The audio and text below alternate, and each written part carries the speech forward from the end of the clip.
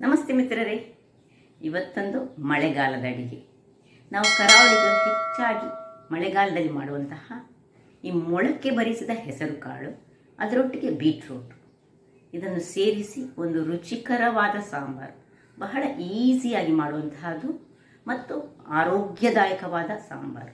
ನಿಮಗೆಲ್ಲ ಗೊತ್ತಿರುವ ಹಾಗೆ ಹುರುಳಿಕಾಳಿನ ಆರೋಗ್ಯದಾಯಕ ಅಂಶಗಳು, ಒಂದು ಜಸ್ಟ್ ಹುರುಳಿಕಾಳನ್ನು ನಾವು ಒಂದು ಬೇಯಿಸಿ ಅದರ ನೀರಿನೊಟ್ಟಿಗೆ ಸಾರು ಮಾಡಿ ತಿಂದರೆ ಸಹ ಅದು ಬಹಳ ಉತ್ತಮ. ಹಾಗಾದರೆ ಯಾರೆಲ್ಲ ನನ್ನ ಚಾನಲನ್ನು ನೋಡ್ತಿದ್ದೀರಿ, ಯಾರೆಲ್ಲ ಇಂದು ಸಬ್ಸ್ಕ್ರೈಬ್ ಮಾಡಿಲ್ಲ, ದಯವಿಟ್ಟು ಸಬ್ಸ್ಕ್ರೈಬ್ ಮಾಡಿ ಸಪೋರ್ಟ್ ಮಾಡಿ ಅಂತ ಹೇಳುತ್ತಾ ಬನ್ನಿ ಈ ರುಚಿಕರವಾದ ಸಾಂಬಾರನ್ನು ಹೇಗೆ ಮಾಡುವುದು ಎಂದು ನೋಡೋಣ. ನಮಸ್ತೆ ಮಿತ್ರರೇ, ಇವತ್ತು ಕರಾವಳಿಯ ಇನ್ನೊಂದು ಸಾಂಬಾರು, ಹುರುಳಿ ಮೊಳಕೆ ಬರಿಸಿದ್ದು.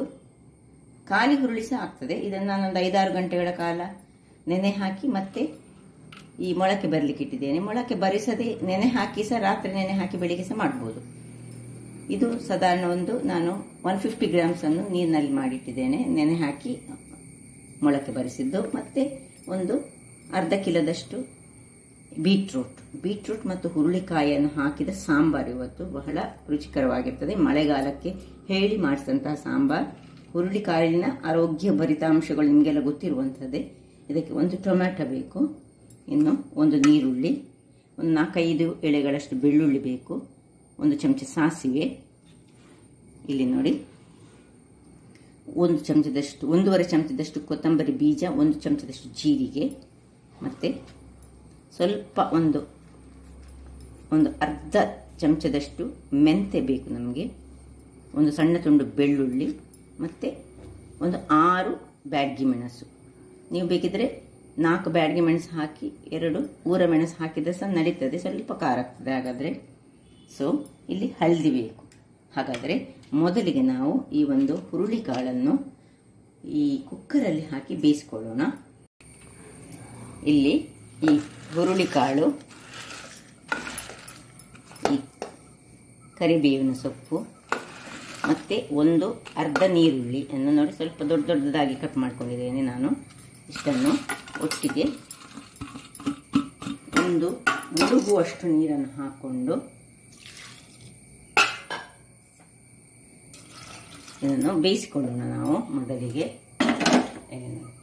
ಕುಕ್ಕರನ್ನು ಇಟ್ಟು ಒಂದು 2 ಅಥವಾ 2 ವಿಸಿಲ್ ಸಾಕಾಗ್ತದೆ.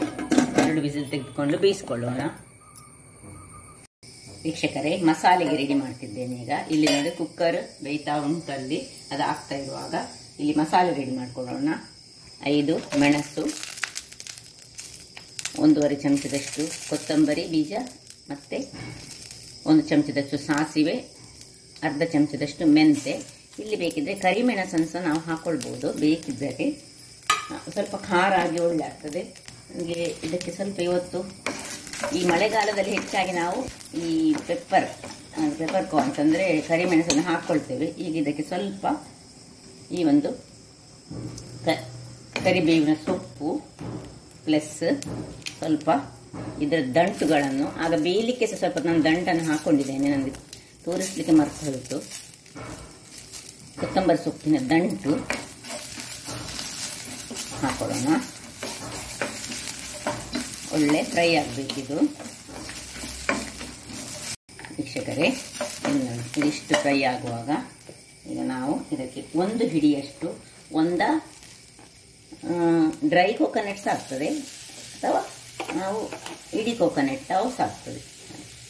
ಇದರಲ್ಲಿ ಒಂದು ಮುಷ್ಟಿಯಷ್ಟು ಹಾಕೊಂಡಿದ್ದೇನೆ. ಇದನ್ನು ಸ್ವಲ್ಪ ಇದರಲ್ಲಿ ಫ್ರೈ ಆಗಬೇಕು. ಇದರ ಒಟ್ಟಿಗೆ 1 ಚಮಚದಷ್ಟು ಹಳದಿಯ ಪುಡಿ, ಇಷ್ಟನ್ನು ಹಾಕಿ ಇದನ್ನು ಸಣ್ಣ ಉರಿಯಲ್ಲಿ ಸ್ವಲ್ಪ ಫ್ರೈ ಮಾಡಿಕೊಳ್ಳೋಣ. ಇಷ್ಟು ಫ್ರೈ ಆಗುವಾಗ 3 ಎಳೆಯಷ್ಟು ಬೆಳ್ಳುಳ್ಳಿ, ಮತ್ತು ಸ್ವಲ್ಪ ಹಿಂಗು ಬೇಯುವಾಗ ಸಹ ಹಾಕೊಳ್ಬೋದು, ಬೇಕಿದ್ರೆ ಅದು ಸಹ ಮಾಡ್ಕೊಳ್ಬೋದು. ಹಿಂಗು ಹಾಕಿದ ಕೂಡಲೇ ಅದರ ಘಮವೇ ಒಂದು ಬೇರೆ ಬರ್ತದೆ. ಇನ್ನು ಈ ಟೊಮ್ಯಾಟೊವನ್ನು ಕಟ್ ಮಾಡಿಕೊಂಡು ಅದಕ್ಕೆ ಹಾಕೊಳ್ಳೋಣ.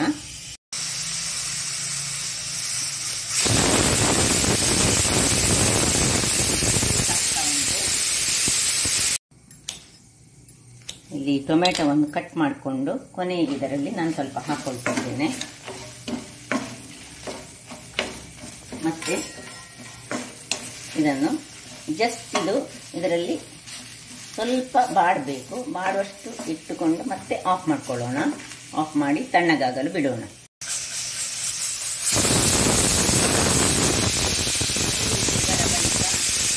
ಆಫ್ ಮಾಡಿಕೊಂಡು ಇಲ್ಲಿ ಈ ಬೀಟ್ರೂಟನ್ನು ಇದರ ಸಿಪ್ಪೆ ತೆಗೆದು ಸಣ್ಣ ಸಣ್ಣದಾಗಿ ಹೆಚ್ಚಿಟ್ಟುಕೊಳ್ತೇನೆ. ಸಿಪ್ಪೆಯನ್ನು ತೆಗೆದುಕೊಳ್ಳೋಣ ಸುಲಿಗೆ. ವೀಕ್ಷಕರೇ, ಇದು ನೋಡಿ ತಣ್ಣಗಾಯಿತು. ಇಲ್ಲಿ ಇದು ಕಟ್ಟಿಂಗ್ಸ್ ಎಲ್ಲ ಮಾಡಿಟ್ಟೆ, ನೀರುಳ್ಳಿಯ ಸಹ ಕಟ್ಟಿಂಗ್ ಆಯಿತು. ಈಗ ಇದನ್ನು ಒಂದು ಪಾತ್ರೆಯನ್ನು ಇದರಲ್ಲಿ ಇಟ್ಟುಕೊಂಡು ಇದಕ್ಕೆ ಶಿಫ್ಟ್ ಮಾಡಿಕೊಳ್ಳೋಣ. ನೀರುಳ್ಳಿ ಮತ್ತು ಬೀಟ್ರೂಟ್ ಎರಡನ್ನು ಸಹ ಇಲ್ಲಿ ಈಗ ನಾನು ಹಾಕೊಳ್ತಿದ್ದೇನೆ. ಅದರೊಟ್ಟಿಗೆ ಸ್ವಲ್ಪ ಒಂದು ಕರಿಬೇವಿನ ಸೊಪ್ಪು, 1 ಲೋಟದಷ್ಟು ನೀರು, ಇದು ಬೇಯುವಷ್ಟು ನೀರನ್ನು ಹಾಕ್ಕೊಳ್ಬೇಕು. ಸ್ವಲ್ಪ ಕೊತ್ತಂಬರಿ ಸೊಪ್ಪನ್ನು ಹೀಗೆ ಕೈಯಲ್ಲಿ ದಂಟನ್ನು ಆಗ ಇದು ಬೇಯುವಾಗ ಹಾಕ್ಕೊಂಡಿದ್ದೇನೆ, ಹುರುಳಿ ಬೇಯಿಸುವಾಗ ಹಾಕ್ಕೊಂಡಿದ್ದೇನೆ. ಈಗ ನೀರು ಹಾಕ್ಕೊಂಡೆ ಮುಚ್ಚಳವನ್ನು ಮುಚ್ಚಿ ಒಲೆಯನ್ನು ಉರಿಸಿಕೊಂಡು ಬೇಯಿಸ್ಕೊಳ್ಳೋಣ. ಟೊಮ್ಯಾಟೊ ಸಮೇತ ಒಳ್ಳೆ ಸಾಫ್ಟ್ ಆಗಿದೆ. ಈಗ ನಾವು ಹೆಚ್ಚೇನದ ಲಾಸ್ಟಿಗೆ ಹಾಕ್ಕೊಂಡಿದ್ರದ್ದು ಇದರ ಬಿಸಿಯಲ್ಲಿ ಅದು ತುಂಬ ಸಾಫ್ಟ್ ಆಯಿತು. ಈಗ ಇದನ್ನೆಲ್ಲ ಒಟ್ಟಿಗೆ ಇದರಲ್ಲಿ ಹಾಕ್ಕೊಂಡು ಮೊದಲಿಗೆ ಒಂದು ಸಣ್ಣ ತುಂಡು ಹುಳಿಯನ್ನು ಹಾಕ್ಕೊಳ್ತೀನಿ. ಇದರಲ್ಲಿ ನಾನು ಹುಳಿ ಮತ್ತು ಈ ಎಲ್ಲ ಸಾಮಗ್ರಿಗಳು ಹಾಕ್ಕೊಂಡು ಇದಕ್ಕೆ ಸ್ವಲ್ಪ ನೀರನ್ನು ಹಾಕಿ ಇದು ಒಳ್ಳೆ ಒಂದು ಮಸಾಲ ಪೇಸ್ಟನ್ನು ಮಾಡಿ ತರ್ತೇನೆ. ವೀಕ್ಷಕರೇ, ಇಲ್ಲಿ ನೋಡಿ ಒಳ್ಳೆ ಗ್ರೈಂಡ್ ಆಗಿ ಬಂತು. ನಿಮಗೆ ಕಾಣ್ಬೋದು ಹೇಗೆ ಉಂಟು ನೋಡಿ. ಸಾಧಾರಣ ತುಂಬ ಫೈನ್ ಅಲ್ಲ, ಕೋಸ್ಟ್ಲಿಸ್ ಅಲ್ಲ, ಹದಾದಲ್ಲಿ ಬೇಕು ನಮಗೆ. ಈಗ ಇಲ್ಲಿ ನೋಡಿ ಇದು ಆಯಿತು, ಬೆಂತ ಬಂತು. ಈಗ ಇದಕ್ಕೆ ನಾನು ಸ್ವಲ್ಪ ಹೆಚ್ಚು ಉಪ್ಪು ಹಾಕ್ಕೊಳ್ತೇನೆ. ಯಾಕೆ ಹೇಳಿದರೆ ನಾವು ಇಲ್ಲಿ ಇದಕ್ಕೆ ಉಪ್ಪನ್ನು ಹಾಕ್ಕೊಳ್ಳಿಲ್ಲ. ಹಾಗಾಗಿ ಈಗ ಇದನ್ನು ಇದಕ್ಕೆ ಶಿಫ್ಟ್ ಮಾಡಿಕೊಳ್ಳೋಣ. ಬೆಂದಿದೆ ನೋಡಿ, ಒಳ್ಳೆ ಬೆಂದಿದೆ. ಎರಡನ್ನು ಸಹ ಇದಕ್ಕೆ ಮಿಕ್ಸ್ ಮಾಡಿಕೊಂಡು ಒಂದು 5 ನಿಮಿಷ ಇದನ್ನು ಪುನಃ ಬೇಯಿಸ್ಕೊಳ್ಳೋಣ. ಉಪ್ಪು ಹಾಕಿ ಈಗ ಸ್ವಲ್ಪ ಬೆಲ್ಲವನ್ನು ಹಾಕ್ಕೊಳ್ತೀನಿ ಇದಕ್ಕೆ ನಾನು. ಇನ್ನು ಒಂದು ತುಂಡು ನೋಡಿ, ಇಷ್ಟು ದೊಡ್ಡ ತುಂಡು ಬೆಲ್ಲವನ್ನು ಇದಕ್ಕೆ ಹಾಕ್ಕೊಂಡು ಇದನ್ನು ತಿರುಗಿಸಿಕೊಂಡು ಏನು ಸೊಗಸಾದ ಆರೋಗ್ಯಭರಿತವಾದ ಸಾಂಬಾರ್ ರೆಡಿ ಆಗ್ತಾ ಉಂಟು. ಈಗ ಇದನ್ನು ಮುಚ್ಚಿ 5 ನಿಮಿಷ ಇದನ್ನು ಬೇಯಿಸ್ಕೊಳ್ಳೋಣ.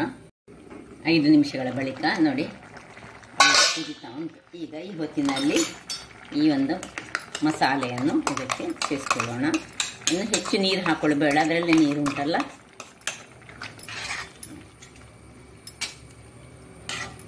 ಸ್ವಲ್ಪ ಬೇಕಿದ್ರೆ ಮಿಕ್ಸಿಯನ್ನು ತೊಳಿಲಿಕ್ಕೆ ನೀರನ್ನು ಯೂಸ್ ಮಾಡ್ಕೊಳ್ಬೋದು. ಸ್ವಲ್ಪ ನೋಡಿ ಇದರ ಚಮಚದಲ್ಲಿ ಇರೋದನ್ನೆಲ್ಲ ಹಾಕ್ಕೊಂಡು ಈ ಮಿಕ್ಸಿಗೆ ಸ್ವಲ್ಪ ನೀರನ್ನು ಹಾಕ್ಕೊಂಡು ನಾನು ಇದನ್ನು ಹಾಕ್ಕೊಳ್ತೇನೆ. ದಪ್ಪ ಬೇಕಿದ್ರೆ ದಪ್ಪ, ಇದೀಗ ದಪ್ಪ ಆಗ್ತದೆ. ಯಾಕೆ ಹೇಳಿದರೆ ಇದು ಹುರುಳಿ ಕಾಳು ಉಂಟಲ್ಲ, ಹಾಗಾಗಿ ದಪ್ಪ ಆಗ್ತದೆ. ಸ್ವಲ್ಪ ಬೇಕಿದ್ರೆ ನೀರನ್ನು ಹಾಕ್ಕೊಳ್ಬೋದು. ಇನ್ನು ಒಳ್ಳೆ ಒಂದು ಕುದಿ ತೆಗೆದುಕೊಳ್ಳೋಣ. ಇದಕ್ಕಿಂತ ನಿಮಗೆ ದಪ್ಪ ಬೇಕಿದ್ರೆ, ನೀರು ಬೇಕಿದ್ರೆ ನೀರನ್ನು ಹಾಕೊಳ್ಬೋದು. ದಪ್ಪ ಇಟ್ಟರೆ ಇಷ್ಟೇ ದಪ್ಪ ಇಟ್ಕೊಳ್ಬೋದು. ಈಗ ಮುಚ್ಚಳ ಮುಚ್ಚಿ ಇನ್ನೊಂದು 2-3 ನಿಮಿಷ ಒಳ್ಳೆ ಕುದಿ ತೆಗೆದುಕೊಳ್ಳೋಣ. ವೀಕ್ಷಕರೇ, ಇಲ್ಲಿ ನೋಡಿ ಒಳ್ಳೆ ಕುದಿತಾ ಉಂಟು. ಇದನ್ನು ಉರಿ ಸಣ್ಣದು ಮಾಡಿಟ್ಕೊಂಡು ಇಲ್ಲಿ ಒಂದು ನಾನು ಬಾಣಲೆಯನ್ನು ಇಟ್ಕೊಂಡಿದ್ದೇನೆ. ಅದಕ್ಕೆ ಒಂದು 2 ಸ್ಪೂನಿನಷ್ಟು ಎಣ್ಣೆಯನ್ನು ಹಾಕೊಳ್ಳೋಣ.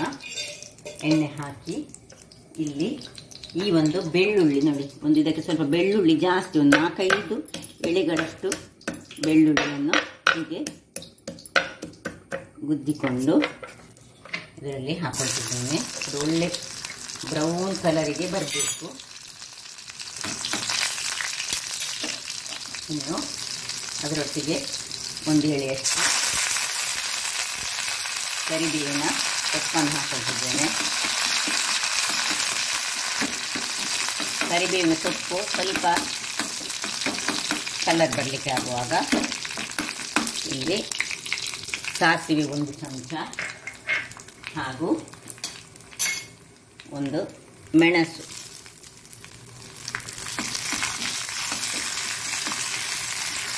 ಸಾಸಿವೆ ಒಂದು ಒಡಿಲಿ.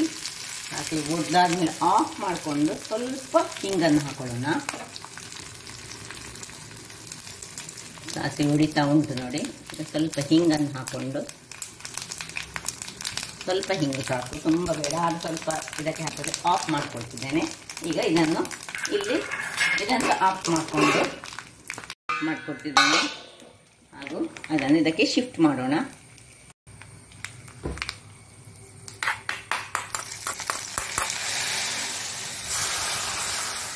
ಹಾಕೊಂಡು ಕೂಡಲೇ ಬಾಯಿ ಮುಚ್ಚಿಕೊಳ್ಳೋಣ. ಓಕೆ ವೀಕ್ಷಕರೇ, ಈಗ ಸರ್ವಿಂಗ್ ಟೈಮ್ ನೋಡಿ. ಏನು ಚೆನ್ನಾಗಿ ಬಂದಿದೆ ನೋಡಿ, ಎಷ್ಟು ಖುಷಿ ಆಗ್ತದೆ ನೋಡ್ಲಿಕ್ಕೆ. ಈಗ ಕೊತ್ತಂಬರಿ ಸೊಪ್ಪು ಇದ್ರೆ ಹಾಕೊಳ್ಳಿ, ಏನು ಬೇಕಂತೇಳಿ ಏನಿಲ್ಲ, ಇದ್ರೆ ಹಾಕೊಂಡ್ರೆ ಆಯ್ತು. ಹಾಕೊಂಡು ತಿರುಗಿಸಿಕೊಂಡು ಒಳ್ಳೆ ನೋಡಿ ಕಲ್ಲರ್, ಕೆಂಪು ಕಲರ್ನ ಬಹಳ ರುಚಿಕರವಾದ ನೋಡಿ ಸಾಂಬಾರ್ ರೆಡಿಯಾಗಿದೆ. ಹೇಗೆ ಬಂದಿದೆ ನೋಡಿ. ಸೊ ನೋಡಿದ್ರಲ್ಲ ವೀಕ್ಷಕರೇ, ಒಂದು ರುಚಿಕರವಾದ ಹಾಗೂ ಆರೋಗ್ಯದಾಯಕವಾದ ಈ ಹುರುಳಿ ಕಾಳು, ಅದು ಸಹ ಮೊಳಕೆ ಬರಿಸಿದಂತಹದ್ದು, ಹಾಗೂ ಬೀಟ್ರೂಟನ್ನು ಬಳಸಿ ಮಾಡಿದಂತಹ ಈ ಸಾಂಬಾರ್. ಇದರ ಮೇಲೆ ಬೇಕಿದ್ರೆ ಸ್ವಲ್ಪ ಗಾರ್ನಿಷ್ಗೆ ಇದನ್ನು ಸಹ ಹಾಕೊಳ್ಬೋದು ಪುನಃ. ಹಾಗಾದರೆ ನನ್ನ ಈ ಕುಕಿಂಗ್ ಚಾನಲ್ ನಿಮಗೆ ಇಷ್ಟ ಆದರೆ ಬೋಳೂರು ಸುವರ್ಣ ಚಾನಲನ್ನು ಲೈಕ್ ಮಾಡಿ, ಶೇರ್ ಮಾಡಿ ಹಾಗೂ ಸಬ್ಸ್ಕ್ರೈಬ್ ಮಾಡಿ, ಹಾಗೂ ನನ್ನ ಇನ್ಸ್ಟಾಗ್ರಾಮ್ ಪೇಜನ್ನು ಫಾಲೋ ಮಾಡಿ. ಧನ್ಯವಾದಗಳು.